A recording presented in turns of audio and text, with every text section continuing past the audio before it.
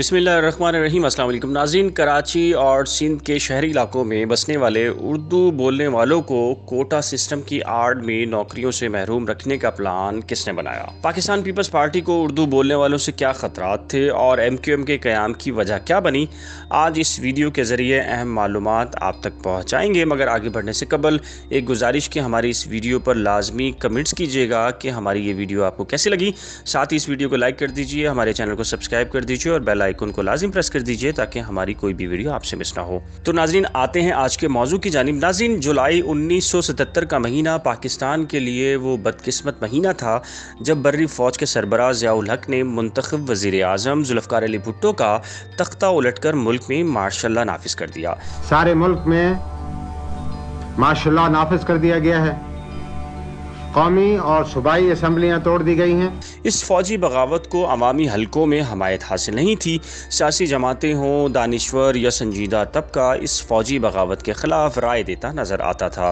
नाज़रीन, ज़िया हुकूमत सियासी हमायत और पजीराई की मतलाशी थी। ये वो अरसा भी था जब क़याम पाकिस्तान के वक्त उर्दू बोलने वालों की अक्सरियत को हिंदुस्तान से आकर कराची और सिंध के दीगर शहरी इलाकों में आबाद हुए 30 बरस हो चुके थे। नाज़रीन, ये वो दौर भी था जब ज़ुल्फ़िकार अली भुट्टो के नाफिज करदा कोटा सिस्टम के तहत अहले कराची को मेरिट या काबिलियत के बजाय कोटा से मुलाजमत और तालीमी इदारों के दाखिलों में हिस्सा मिलता था और काबिलियत के बजाय कोटा सिस्टम को ही फोकियत दी जाती थी।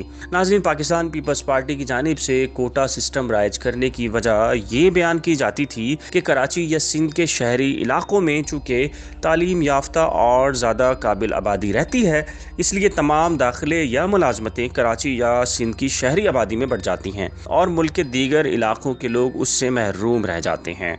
नाज़रीन, कराची में रहने वाले अख्तर रिजवी और रईस अमरोही जैसे मुमताज़ अफराद उस वक्त शहरी हलकों में बतौर मुदब्बिर और दानिश्वर अपना अलहदा मकाम रखते थे। ये दोनों हजरात भी कोटा सिस्टम को काबिलियत के खिलाफ नाइंसाफ़ी समझते थे और उसके शदीद तरीन मुखालफिन में से शामिल थे। इस शहरी आबादी के बड़े हिस्से का ख्याल था कि कोटा सिस्टम जैसी नाइंसाफ़ियाँ इसलिए होती हैं क्योंकि सिंध में उर्दू बोलने वाली आबादी की कोई सियासी नुमाइंदगी नहीं।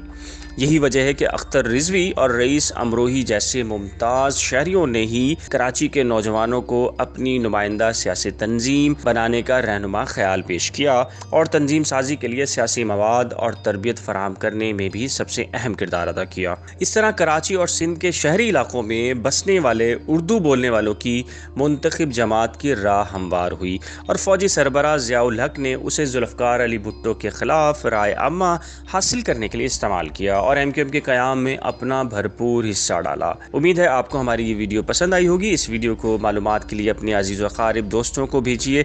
इस वीडियो को लाइक कर दीजिएगा, हमारे चैनल को सब्सक्राइब कर दीजिएगा और बेल आइकन को लाजिम प्रेस कीजिएगा ताकि हमारी कोई भी वीडियो आपसे मिस ना हो।